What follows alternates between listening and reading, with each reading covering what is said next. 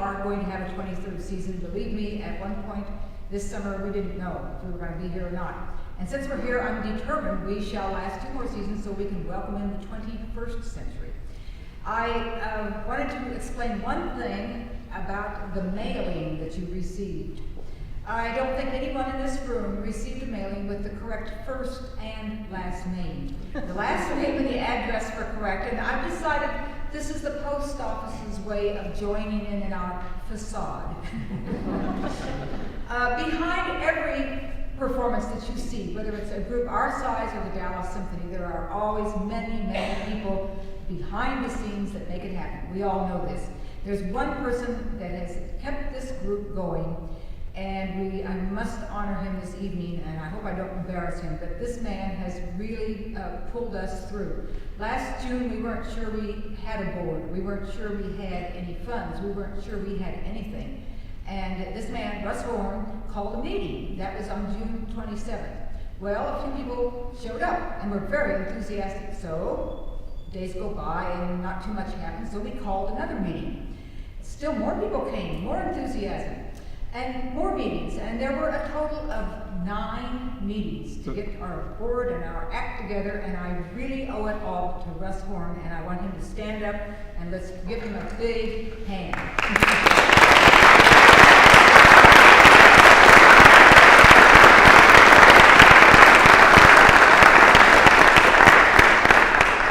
Thank you, Russ. And I'm not even sure he likes contemporary music.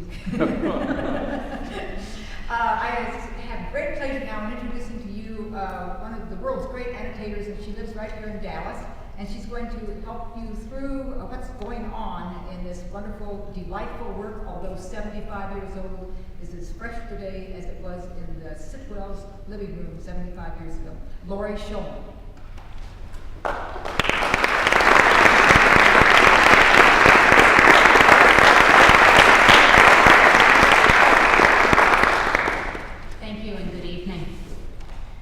The English composer, Sir William Walton, is best known to music lovers as the composer of the oratorio Belshazzar's Feast, the Crown Imperial March, and the film score to Henry V, for which he received an Academy Award nomination.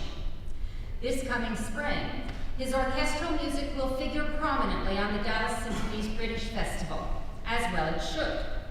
Along with Ralph Vaughan Williams and Benjamin Britten, Walton is certainly a titan among English composers of our century. His music holds an important and respected place in the repertoire. We don't think of him readily as a composer of irreverent satire prompting an uproar. The work we are hearing this evening, Facade, caused just such a brouhaha. Composed when Walton was still a teenager and first performed when he was only 20, Facade catapulted the young composer to instant notoriety, helping to launch a long and eventually distinguished career. Tonight's performance, however, is not solely about Walton. His co-star is the poet, Dame Edith Sitwell, whose brilliant verse was the catalyst for Walton's equally witty score. And the cast of characters extends well beyond the two of them. Our list of dramatis personae must also include Dame Edith's 2 brothers, Osbert and Sacheverell, and the young composer Constant Lambert, who was Walton's junior by 3 years.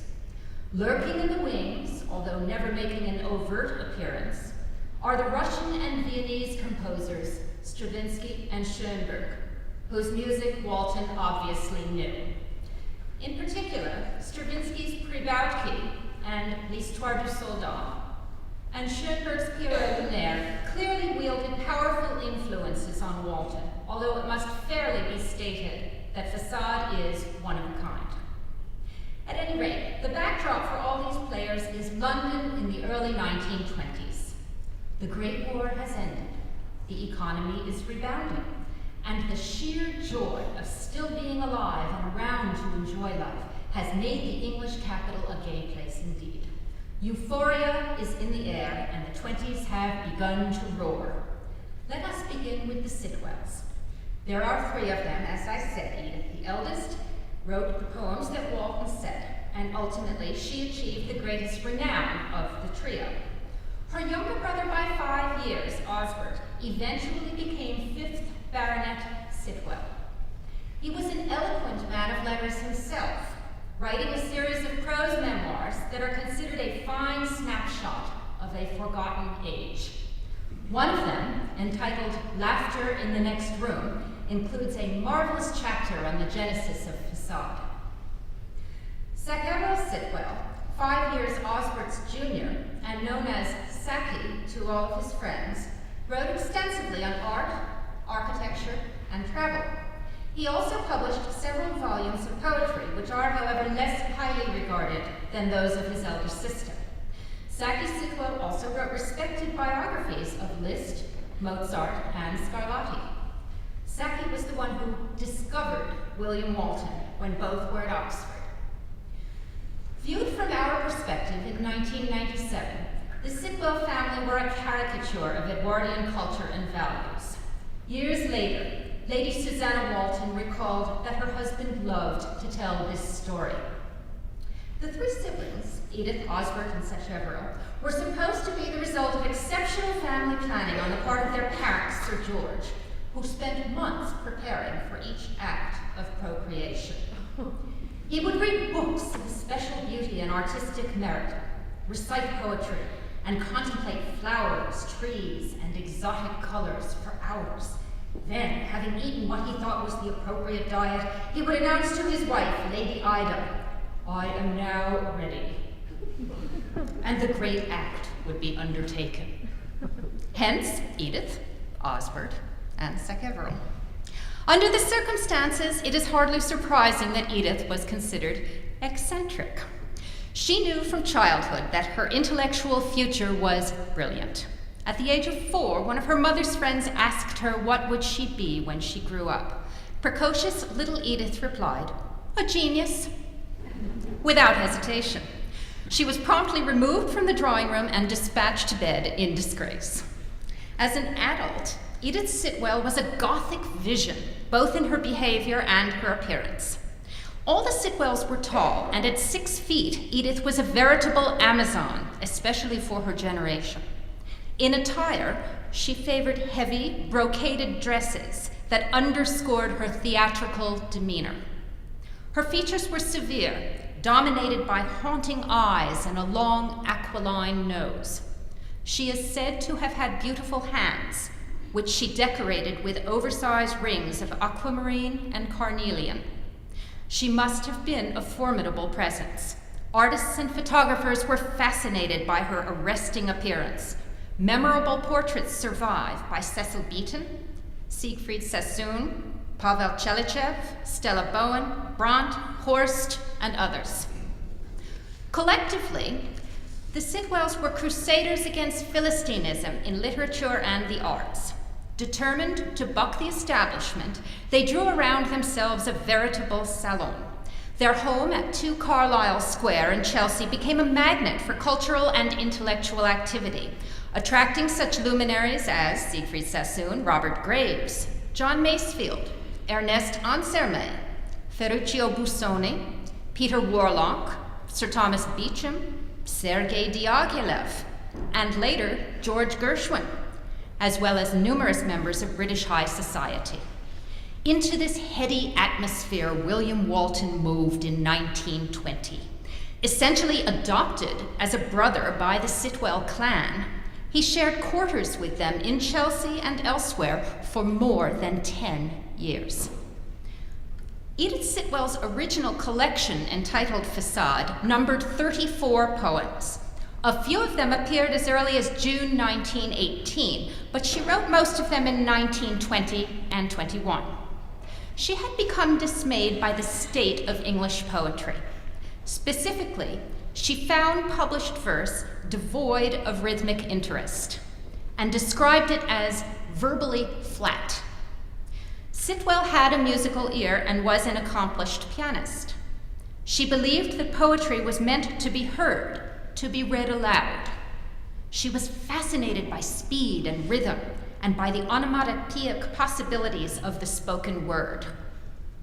In the Walton-Sitwell collaboration, according to Osbert Sitwell, Edith wished to exalt the speaking voice to the level of the instruments supporting it, to obtain an absolute balance between the volume of the music and the volume of the sound of the words. Neither music nor words were to be taken as a separate entity.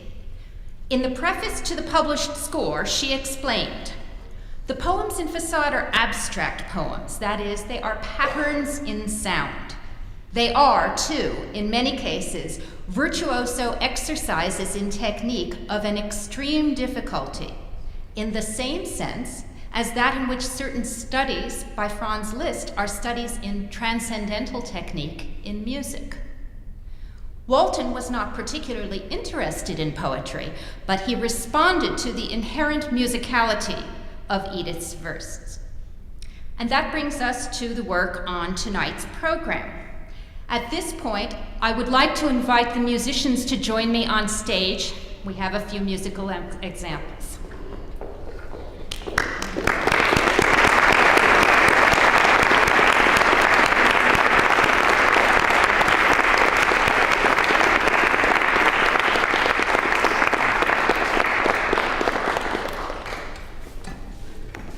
First, what does the title mean? Why facade? This French word, which has been absorbed into the English language, means front or face, as in the exterior of a building. Figuratively, it connotes appearance and has sometimes taken on the connotation of a sham, in the sense of a house of cards, or the appearance of something that is not what it appears to be, a deceptive outward aspect. It is this latter definition that delighted Edith Sitwell. According to her brother Osbert, the title came from a remark by a second-rate painter about Edith, which had been repeated to the siblings. Osbert wrote, "He had passed judgment on my sister in the words, 'Very clever, no doubt, but what is she but a facade?' This had greatly delighted us, since what can any poet hope for better than to constitute a facade for his poetry? It seemed an admirable summing up, and the very title for the sort of entertainment we wanted to present." There is also an apocryphal story that Walton and the Sitwells chose the title because they were so amused by the Sitwells' maid who fancied the word. Unfortunately, she did not know French pronunciation and orthography, which softens a C from a K to an S sound with the cedilla, the little hook extending beneath the C. Consequently, she pronounced facade with a K sound, which is, well, not very nice.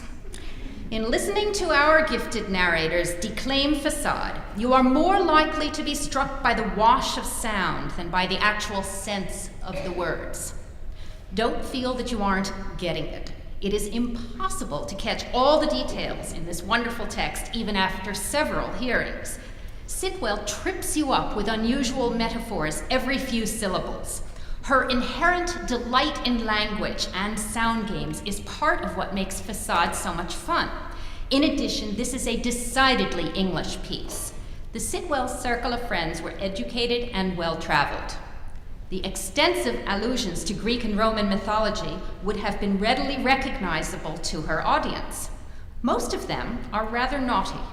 For example, Silenus, who figures in several poems, was said to be the son of Pan, who was half goat. He is usually depicted as a fat old man riding an ass because he is too drunk to walk. Another recurrent image in these poems is the satyr.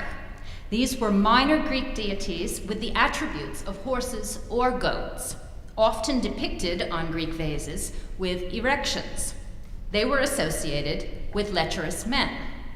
Similarly, some of the language and imagery is directly linked to British culture in the 1920s. Sitwell refers to Negroes and Negresses in several poems. American political correctness had no place in 1920s Britain. Number 6, Tango Paso Doble, includes the lines, "So Joe put the luggage and the label into the pocket of Flo the kangaroo." The boxing kangaroo, Flo, was a popular animal music hall star of the era. We could not possibly know all these things the first time around. Walton was exceedingly clever and timely in his settings. His music for both Tango Paso Doble and number 19, Popular Song, takes a direct swipe at popular songs of the day that Walton clearly found insipid. Other examples abound, and presently we will hear some of them. First, I would like to explain my references to Stravinsky, Schoenberg, and Constant Lambert.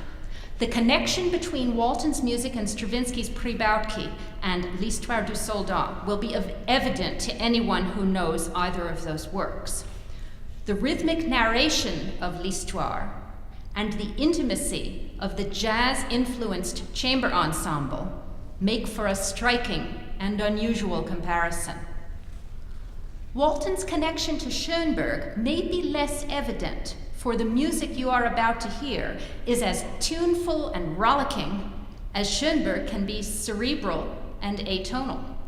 In fact, Walton was satirizing Schoenberg's landmark work, Pierrot Lunaire, for voice and chamber ensemble. Because Schoenberg was initially writing for an actress and not a singer, he devised what he called Sprechstimme, a cross between speech and song, with very definite rhythmic indications. Schoenberg's Pierrot is a collection of 21 poems specifically set forth in the score as 3x7. The work attained an international celebrity and was extremely controversial. It remains a bellwether for 20th century chamber music. For Facade, Walton selected 21 of Edith Sitwell's poems, grouping them as 7 sets of 3, thereby inverting the overall organizational principle of Pierrot Lunaire. There are other aspects of Facade that turn Pierrot on its end, some of which I am just beginning to notice as I become better acquainted with Facade myself. It won't matter if you don't get them all tonight, but it is important to know that Walton was taking a shot at Schoenberg. As for Constant Lambert, he was both Walton's friend and rival. When Osbert Sitwell originally approached Walton about writing music for Facade, Walton demurred, thinking perhaps the project wasn't for him. Sitwell casually remarked, "Oh, well, perhaps we'll ask Constant Lambert to do it since you're not going to." Years later, Walton said, "Of course, I couldn't let that happen." In fact, Lambert did collaborate in several capacities on Facade. He composed the first 11 measures of number 14, 4 in the morning. Later, he became a distinguished interpreter of Facade, sharing the narrating duties with Dame Edith herself. In her published works, Popular Song, which is number 19 in the Walton, is dedicated to Constant Lambert. Constant Lambert also persuaded Walton to organize Facade in its current order of 7 groups of 3, as illustrated in the program insert. He did so specifically to mimic Schoenberg's Pierrot Lunaire. Perhaps Lambert's most lasting contribution, however, is that he introduced William Walton to jazz. The influence of jazz, albeit filtered through proper British eyes and ears, is apparent numerous places in Walton's score.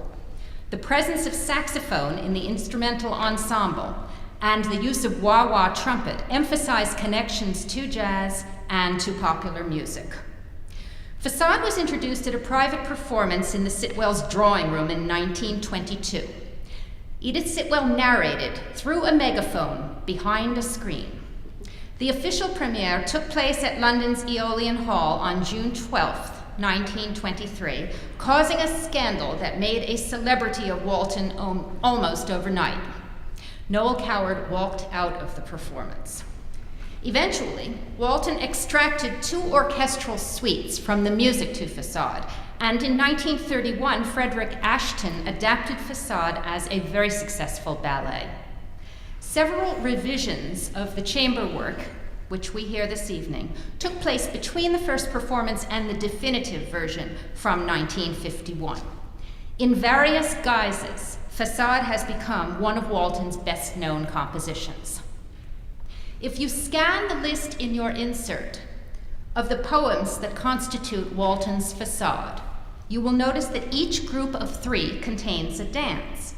In order, we have hornpipe, tango paso doble, tarantella, country dance, polka, valse, and foxtrot. Indeed, dancing and dance hall music are integral to the spirit and energy of Facade. As you listen to Facade, you will notice extreme contrasts of mood. Most of the numbers are either resolutely upbeat or rather melancholy. Almost all are whimsical, with Walton's music eloquently echoing the subtle games Edith Sitwell has played on our ears. The musical score, in fact, is what elevates the period piece elements of Facade into the realm of the classic. Both Sitwell and Walton knew the Gilbert and Sullivan operettas and expected that their audience would. Patter technique, as in I Am the Very Model of a Modern Major General, plays an important part in Facade, almost as if Edith Sitwell foresaw 90s rap music 3/4 of a century in advance. Walton makes analogous musical allusions to his predecessors, sometimes by quoting from other composers, sometimes by mocking them. In number 17, Yodeling Song, poetic references to William Tell are accompanied by incongruous quotations from Rossini's William Tell Overture, including the Lone Ranger theme in very slow time and in 2 different keys. Listeners with keen ears will also catch a snippet of Stravinsky's Petrushka.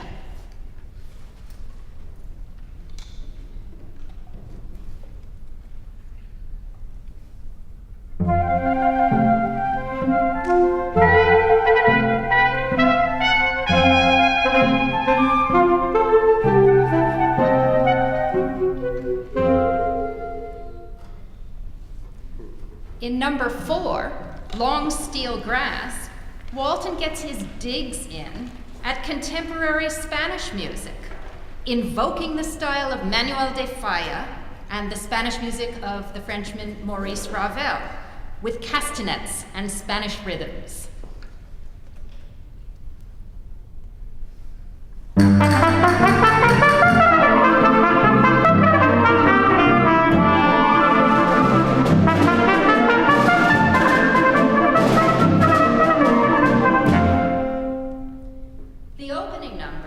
Hornpipe appropriates folk music and pokes fun at British military tradition.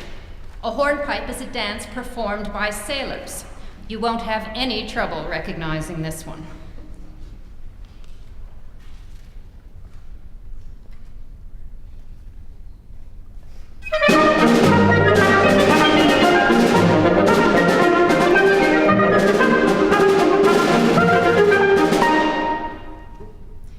Yet Facade is not a pastiche.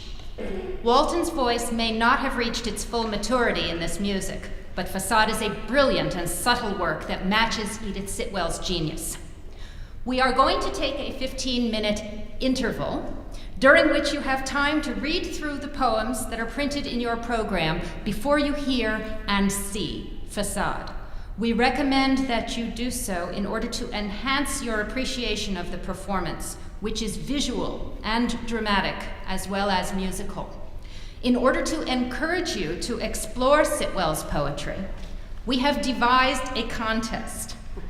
Those of you who use computers will notice quickly that many of Edith Sitwell's words would bollocks up a conventional spell check. Consequently, some typographical errors slipped past the proofreader's eyes. For the first person who correctly identifies the typos of normal English words in the program, we have a CD of Facade. English spellings such as honor, ending in O-U-R instead of O-R, do not count. Please bring your copy of the program to the person seated at the box office table outside the hall, with the typos circled when you have finished reading the poems, and do hold on to that program for the second half. Thank you very much. I hope you enjoy the performance.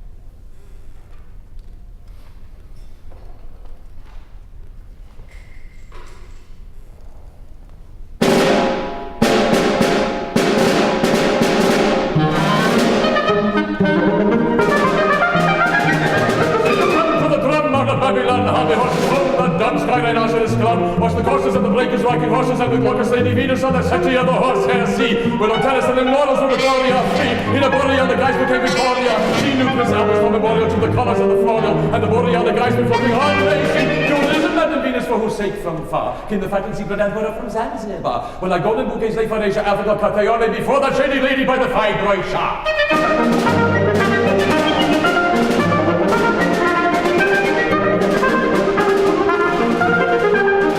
Frankenstein as any water bug came stood, whistles like a sport of drinking up like hard grape's blood. But the mind that tried to leave is by the furry windows creep, edging out with a like a squirrel like a gold star nut. Queen Victoria's into jumped upon the rocking horse, over waves into the lorry, and this mix, of course, is as sharp as any links and blacker, deeper than the tricks and quite as hot as any hot dog without remorse. But the mink, said she, and the drinks you can see are hot as any hot dog, not the woods for me.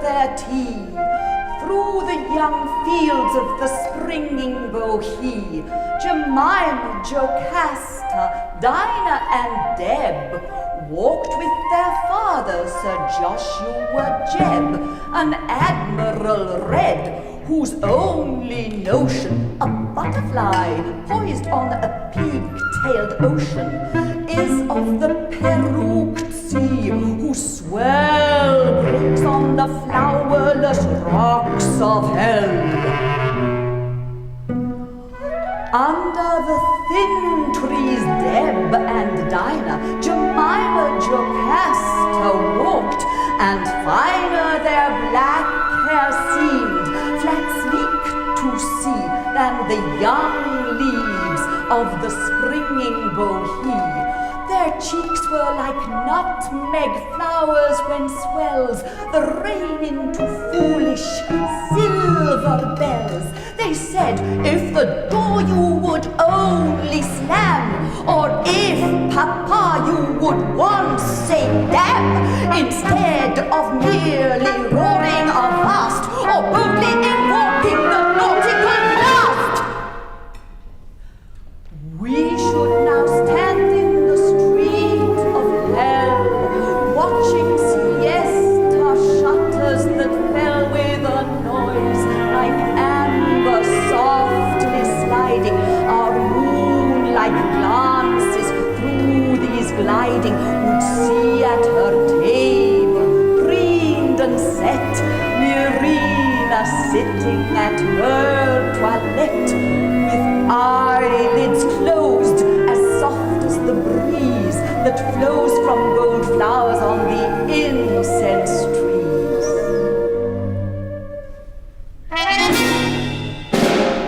The Admiral said you could never call. I assure you it would not do at all. She gets down from table without saying please, forgets her prayers and to cross her T's. In short, her scandalous reputation has shocked the whole of the hellish nation, and every turban chinoiserie with whom we should sip our black bohea would stretch out her simian fingers thin to stretch my tears like a mandarin.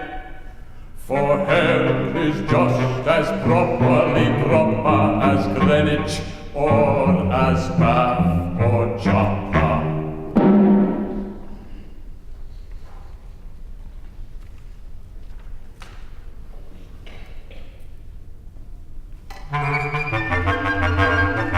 What are you staring at, Mariner Man? Wrinkled as sea sand and old as the sea. Those trains will run over their tails if they can, snorting and snorting like porpoises. Flee! The bird, the whirligig wheels of the train, as long as the world and as large again, running half the way over to Babylon down, through fields of clover to gay Troy town, a puffing with smoke, as grey as the curl on my forehead, as wrinkled as sands of the sea. But what can that matter to you, my girl, and what can that matter to me?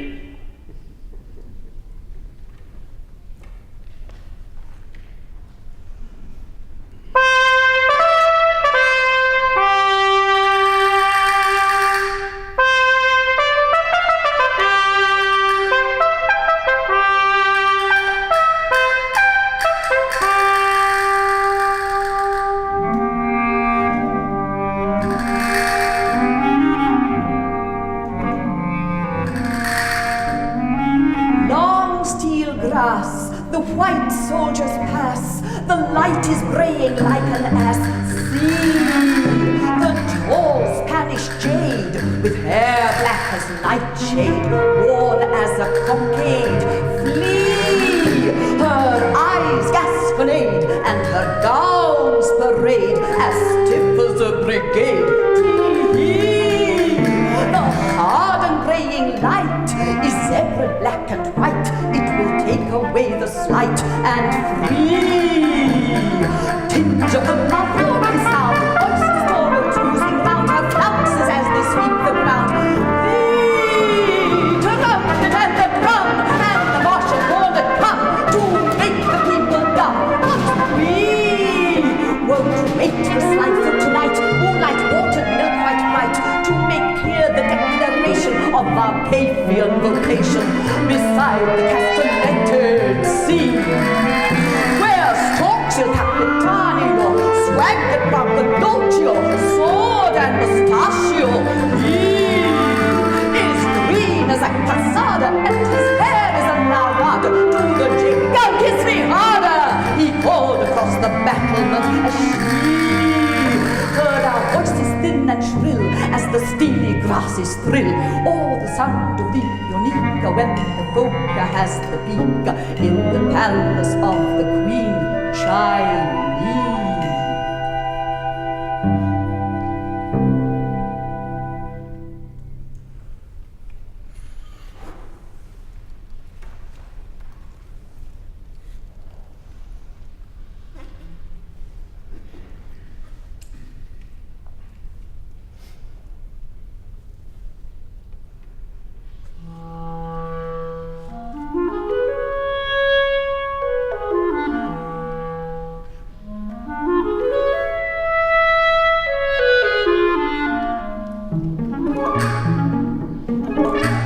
Through gilded trellises of the heat Dolores, Inez, Manucha, Isabel, Nucha, mock time that flies.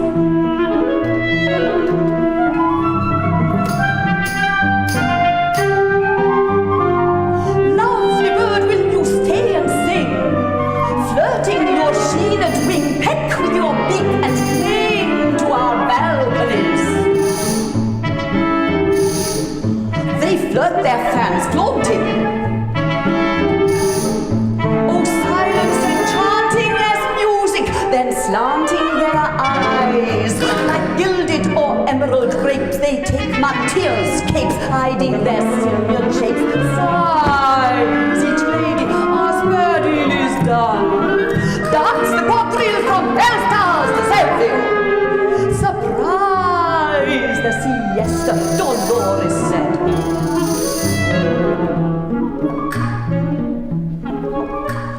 Through gilded trellises of the heat, spangles pent down through the tangles of bellflowers.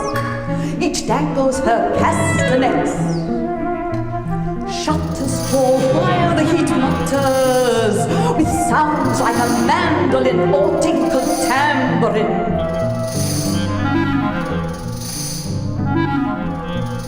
Ladies,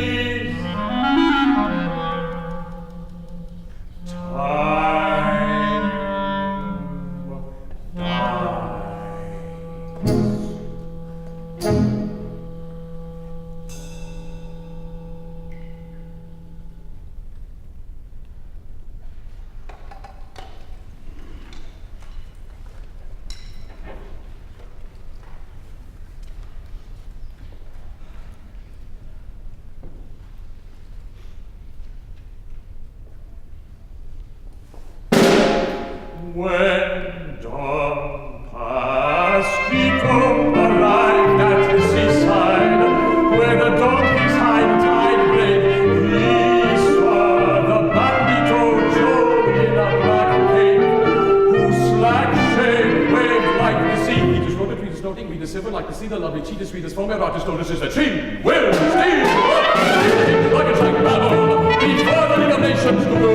So Joe put the luggage in the neighbor, in the pocket that flowed the kangaroo, through trees like rich hotels and ode of dreamless life that she, carrying road and loading the road from an 18 to a sea. Don Pasquito rode his shoulders,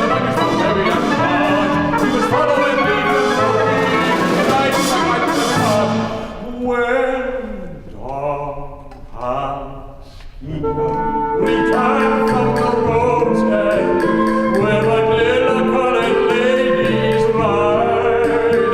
From Sevilla, his Mantilla bride and young friend were forgetting their mentor and guide. For the lady and her friend from the Touquet, in the very shady breeze upon the sand, were plucking a white satin bouquet of folk, while the sun's brassy band blurred in the wind Don Pasquito. Him where the leaves drip with sweet, but a word stung him like a mosquito. For what they hear, they repeat.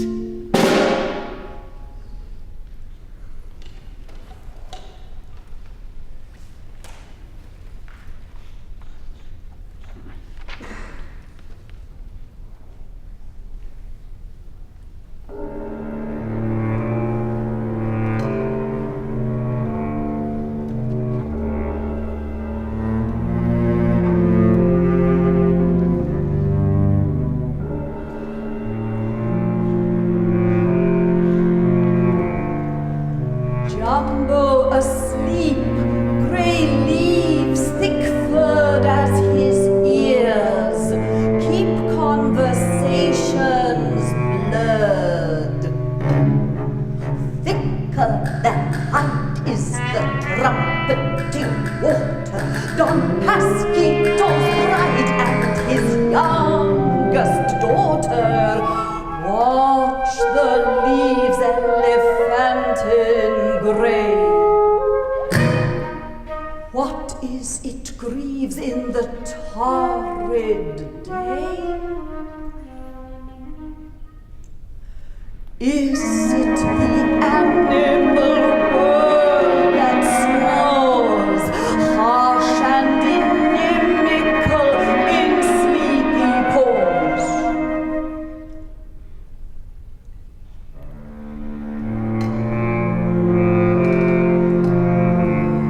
And why should the spined flowers red as a soldier make Don Pasquito seem still moldier?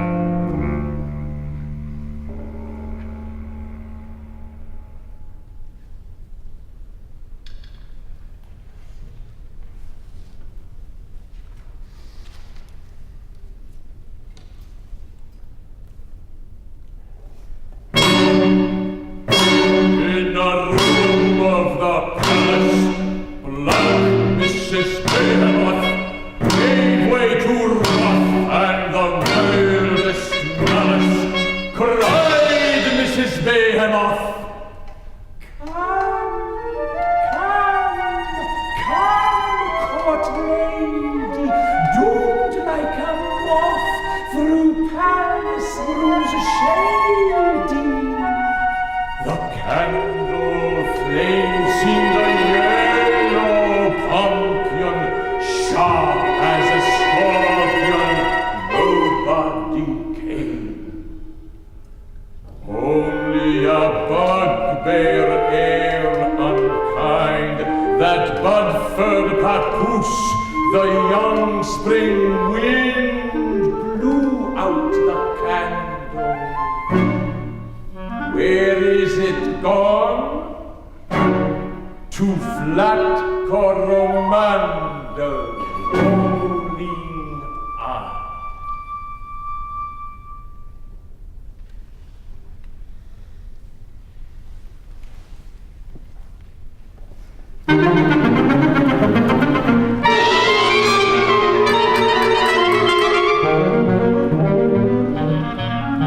When the sun is attacking the nips of the flattening lips of the forested heights, all the beauty of narrowing cucumber narrowing cities will join in the dance. When the sun is reflecting the flattening fruit of the gurgling green and narrow,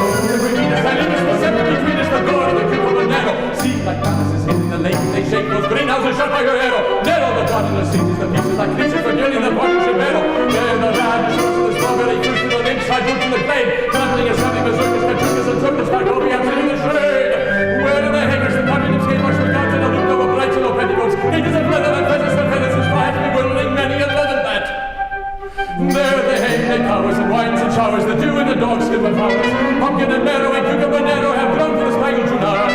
Melons whose darkest days have for their body waste the disco honey and Lincoln his darkest man. Apples and Venus, and youthful as Venus, a gorge and a ring of flex under the jewels land. Said Queen Venus, Sun Venus was settled between us, the nymph was obedience for soul. With my bow and my quiver, each flex he will live for my blood from his hand and all.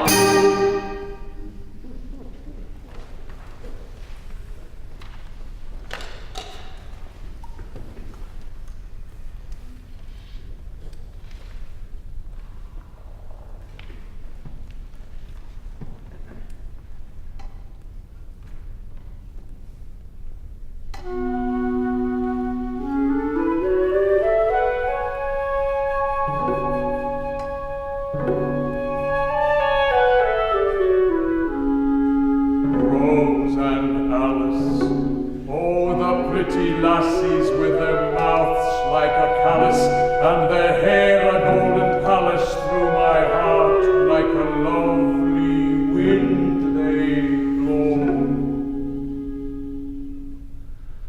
Though I am black and not comely, though I am black as the darkest trees, I have swans of gold that will fly like honeybees.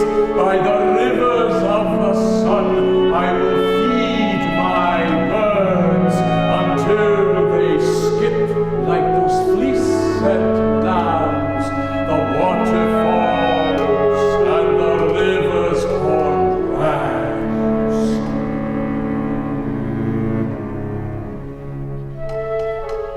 Then for all my darkness I shall be the peacefulness of a lovely tree, a tree wherein the golden birds are singing in the darkest branches. Oh.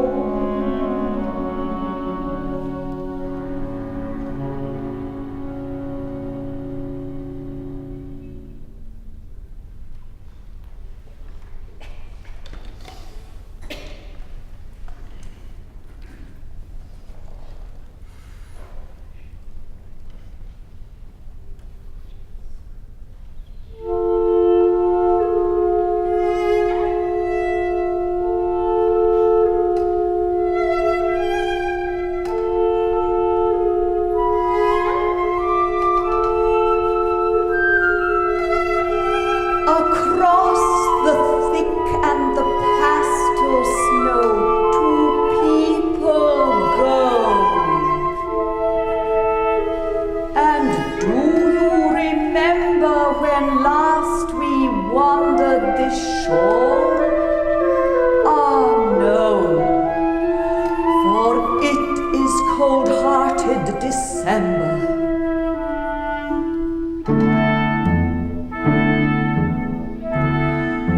Dead the leaves that like asses' ears hung on the trees when last we wandered and squandered joy here. Now might ask your husband will listen for these whispers, these tears for joy's bier.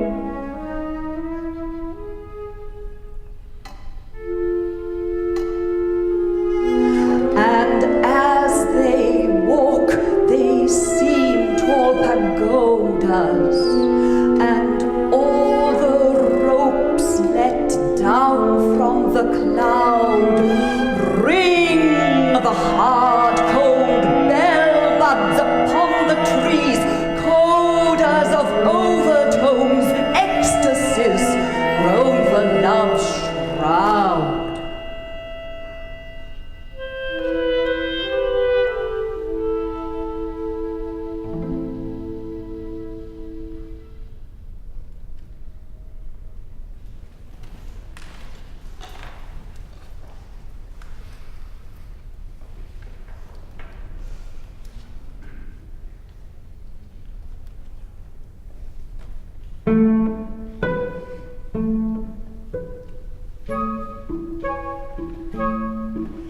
That hobnail goblin, the bob-tailed hob, said it is time I began to rub.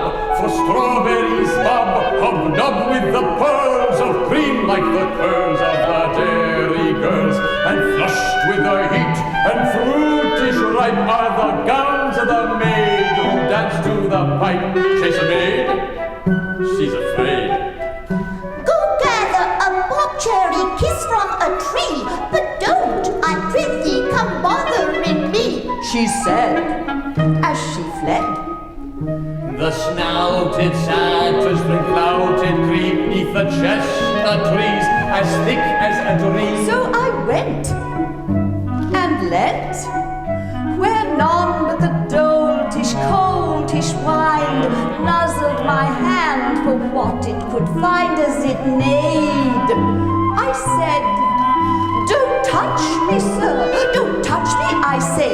You'll tumble my strawberries into the hay. Those snow mounds of silver that be, the spring has sucked his sweetness from. I will bring with fair haired pups and with apples, chill for the great god Pan's high altar. I'll spill not one." So in fun, we rolled on the grass and began to run, chasing that gaudy satyr, the sun. Over the haycocks away we ran, crying, "Here be berries as sunburnt as Pan." But Silenus has seen us. He runs like the rough satyr's son. Come away.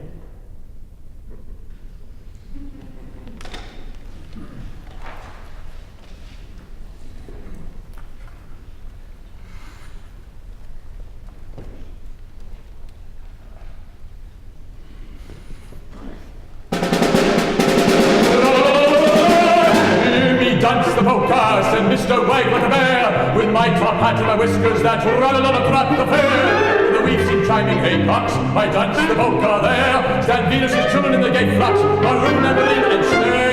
You see me fire my pistol, for the distance blue as my coat. Like Wellington, Byron, the Marquis of Bristol, Busby, greatly float. While the wheezy hurdy-gurdy and the marine wind blows me to the tune of any rooney sturdy over the sheets of the sea, and blank as his evening's backlet with Zinnia's candy tops chill. His Mrs. Marigold stacklet as she gapes at the window still. When it dawned in the box of the sailor, blue as the decks of the sea, Nelson awoke, crowed like the cocks, then back to the desk sank he. And Robinson Crusoe, the bright and foxy peer, but he finds fresh isles and the negress and smiles of Poxy Topsy dear. As they actually dance the polka, said Mr. Wag like a bear, in my top hat and my whiskers run, the fair, tra-la-la-la-la-la, tra-la-la-la-la-la.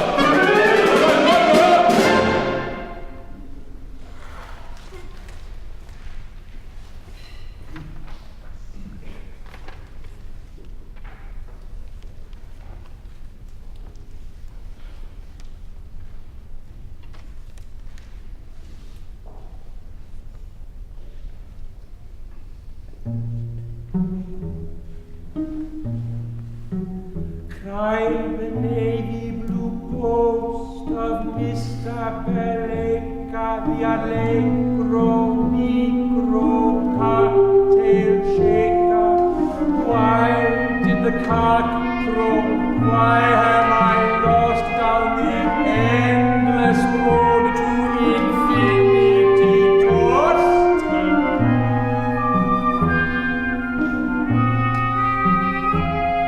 But tropical leaves whisper white as water, erase the wind in my flight down the promenade, edging the far-off sand is the foam of the sirens,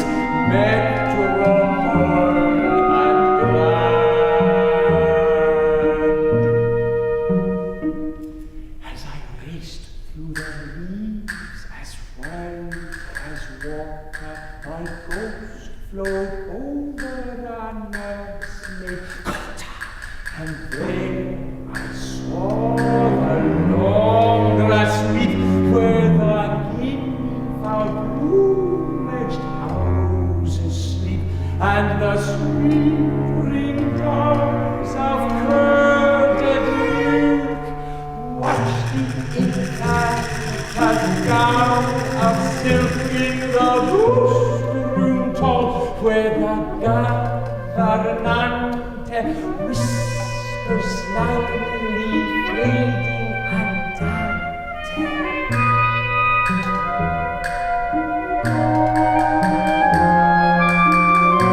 At the window then looked he, the living ghost of Mr. Belega, the allegro negro cocktail shaker, and his flattened face like the moon saw she, rhinoceros black, yet flowing like the sea.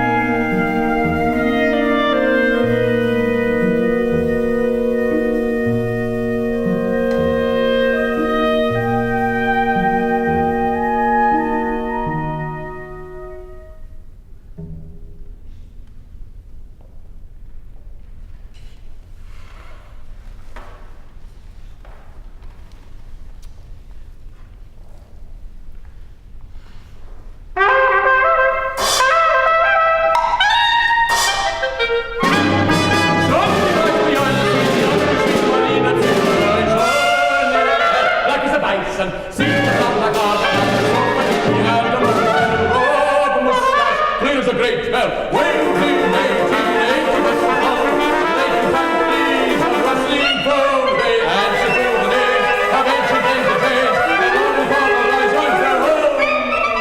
Those Chinese and the kind of things that dance the bleachers, sitting for all eyes on fire, all eyes on, right the million times she shines the doors blank open and hide where the wind died. Then says Padre Chanel, dancing at the place to the wind and Moraine.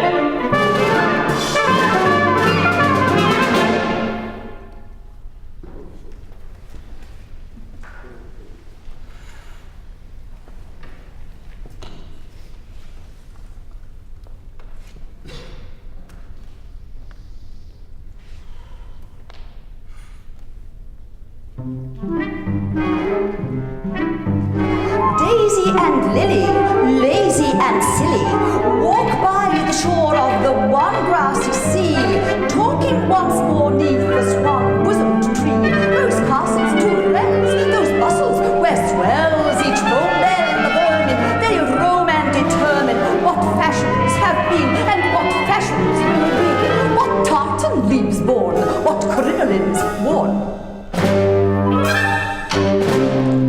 By Queen Vita's polices of tarletan, blue like the thin cladded leaves that the castle crags grew, or velour doth front on the water god's land. Her hair seemed gold tresses on the honey-cell sand, when the thickest gold spangles on deep water sea were like twanging guitar and like cold mandoline, and the nymphs of great caves with hair like gold waves of Venus wore tarlatine.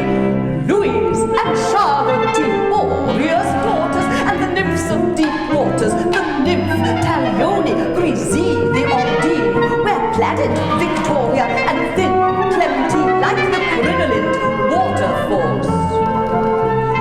Wood nymphs wear bonnets, shawls, elegant parasols, floating on sea. The Amazons wear a serene of John Peel, beside the long lace of a deep falling wind.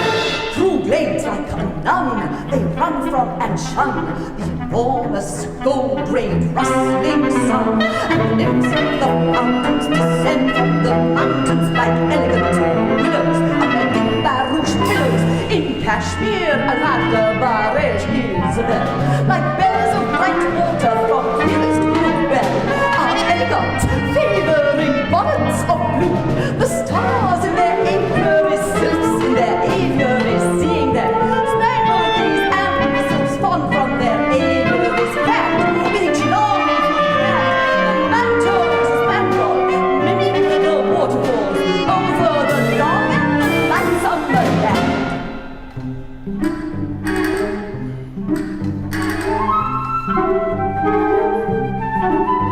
So Daisy and Lily, lazy and silly, walk by the shore of the one grassy sea, talking once more neath a swan-bosomed tree. Rose castles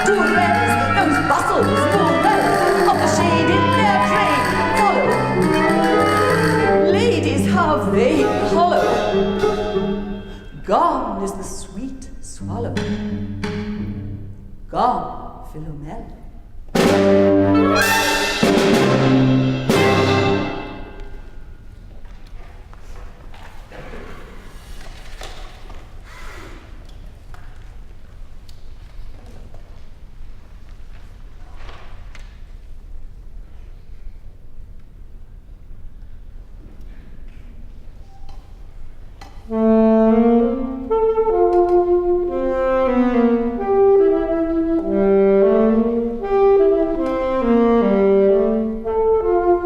We bear velvet cream, green and babyish. Small leaves seem each stream, horses' tails that swish. And the chimes remind us of sweet birds singing, like the jangling bells on rose trees ringing. Man must say farewells to parents now, and to William Tell and Mrs. Cow. Man must say farewells to storks and bets, and to roses, bells, and statuettes. Forests white and black in spring are blue with forget-me-nots, and to lovers true still the sweet bird begs and tries to cozen them by angels' eggs sold by the dozen. Gone are clouds like inns on the garden's brinks, and the mountain dins Ganymede sells drinks. Why the days seem grey, and his heart of ice grey as chamois. All the edelweiss and the mountain streams like cowbell sound. Tirra, tirra, drowned in the waiter's dreams, who has gone beyond the forest waves, while his true and fond ones seek their graves.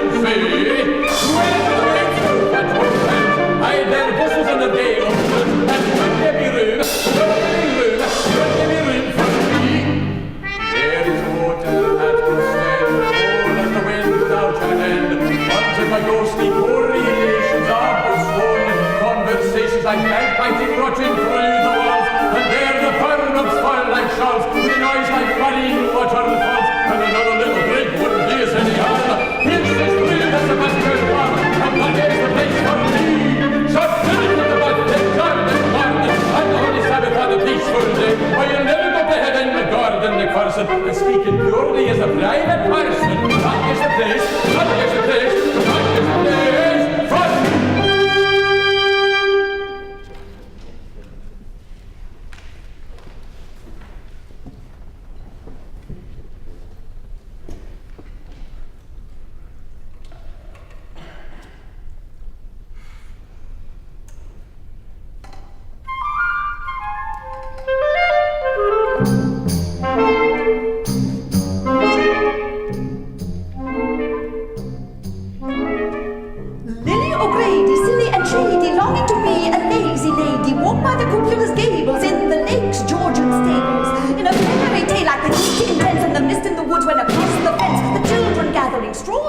Are changed by the heat into negresses, though their fair hair shines there like gold. Her guns, Calliope, Io, Pomona, Antiope, Echo, and Clio. Then Lily O'Grady, silly and shady, sauntered along like a lazy lady beside the waves.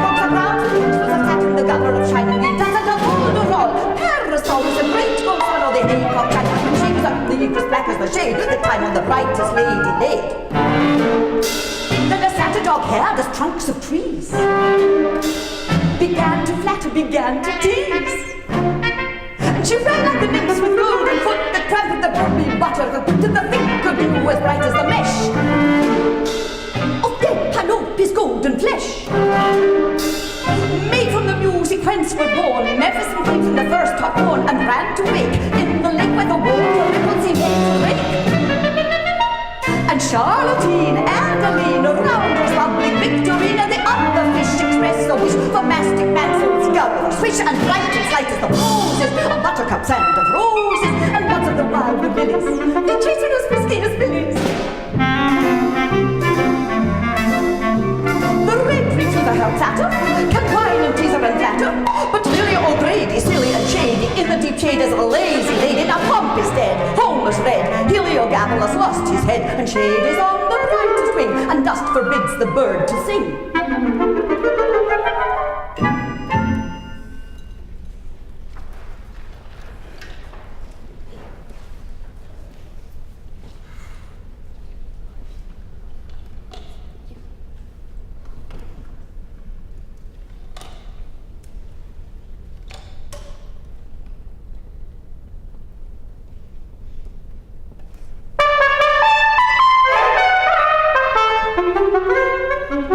Sir Fork, before there's a stroke, before the fruits of the right would walk, and stop with a gun, the rain upon the sun, upon the pheasant feathered pond, the unicorn has told forlorn the sun-faced sheep. Sit and sleep, Harry Wiggins, Willie, and Mary Weed. Sandy, Mary, Mary, what's the matter, my cry? The huntsman in the rain upon its sun and my son. Oh, the nursery made Meg, with a leg like a peg. Chase the dreams like eggs, and when they lay an egg in the sheep's